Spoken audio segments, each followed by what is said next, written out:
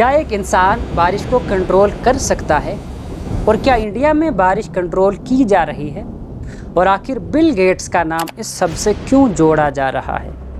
दरअसल ये सारा कन्फ्यूजन कुछ टर्म्स की इनकम्प्लीट अंडरस्टैंडिंग की वजह से हुआ है। तो चलिए सारी कहानी को एक आसान भाषा में समझने की कोशिश करते हैं। कहानी शुरू होती है मार्च 2026 में।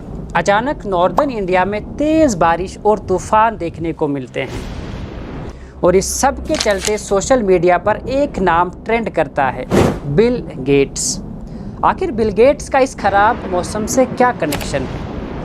और उन वायरल वीडियोस में ये क्लेम किया गया कि केम ट्रायल्स और सीक्रेट टेक्नोलॉजी के थ्रू अमीर लोगों के द्वारा वेदर को मैनिपुलेट किया जा रहा है। लेकिन प्रॉब्लम ये है कि ये वीडियोस साइंस से ज़्यादा इमेजिनेशन पर बनी हैं, क्योंकि लोग हार्वर्ड यूनिवर्सिटी के एक पुराने स्कोपेक्स प्रोजेक्ट को गलत तरीके से जोड़ रहे हैं। ये प्रोजेक्ट सोलर जियो इंजीनियरिंग पर थ्योरेटिकल रिसर्च था। इसका पर्पस कैल्शियम कार्बोनेट को स्पेस में रिलीज़ करके सनलाइट को रिफ्लेक्ट करना था, ताकि अर्थ का टेम्परेचर कम किया जा सके। और इम्पॉर्टेंट बात यह है कि ये प्रोजेक्ट 2024 में कैंसिल हो चुका है, कभी इंडिया में इम्प्लीमेंट ही नहीं हुआ और इसका रेन या वेदर कंट्रोल से कोई डायरेक्ट रिलेशन नहीं था। तो फिर जो बारिश इंडिया में हुई, जिसकी वजह से इतनी कंट्रोवर्सी हुई, आखिर उसका रीज़न क्या था? मार्च 2026 की बारिश एक नेचुरल सिस्टम की वजह से हुई, जिसे हम वेस्टर्न डिस्टर्बेंसेस के नाम से जानते हैं। ये डिस्टर्बेंसेस मेडिटेरेनियन रीजन से मॉइस्चर लेकर आते हैं और नॉर्थ इंडिया में बारिश और स्नोफॉल करवाते हैं। ये फिनोमिना दिसंबर से मई के बीच हर साल होता है, बस इंटेंसिटी कभी ज़्यादा और कभी कम होती है।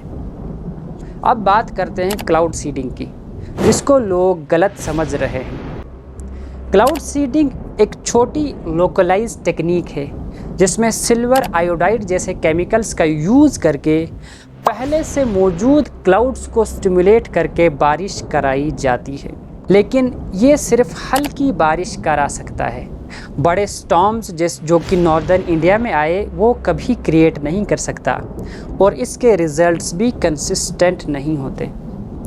तो अगर हम आसान भाषा में समझने की कोशिश करें, क्लाउड सीडिंग एक लोकल और टेम्परेरी टेक्निक है। ये सिर्फ हल्की बारिश करा सकता है, और वो भी तभी जब पहले से बादल मौजूद हों। वहीं जियो इंजीनियरिंग ग्लोबल और अभी सिर्फ थियोरेटिकल डिबेट्स पर मौजूद है, जिसका पर्पस केमिकल्स का यूज़ करके अर्थ का टेम्परेचर कम करना है। और इन दोनों को मिक्स करना ही सबसे बड़ी मिसअंडरस्टैंडिंग है। जब क्लाइमेट चेंज की वजह से वेदर अनप्रेडिक्टेबल होता है, तब लोग आंसर्स ढूंढते हैं और कभी कभी कंस्पिरेसी उन्हें सिंपल लगती है।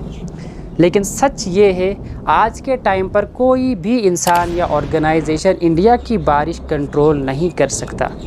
साइंस क्लियर है, ये सब नेचुरल एटमॉस्फेरिक प्रोसेसेस का रिजल्ट है, ना कि किसी हिडन रिमोट कंट्रोल ऑर्गेनाइजेशन का।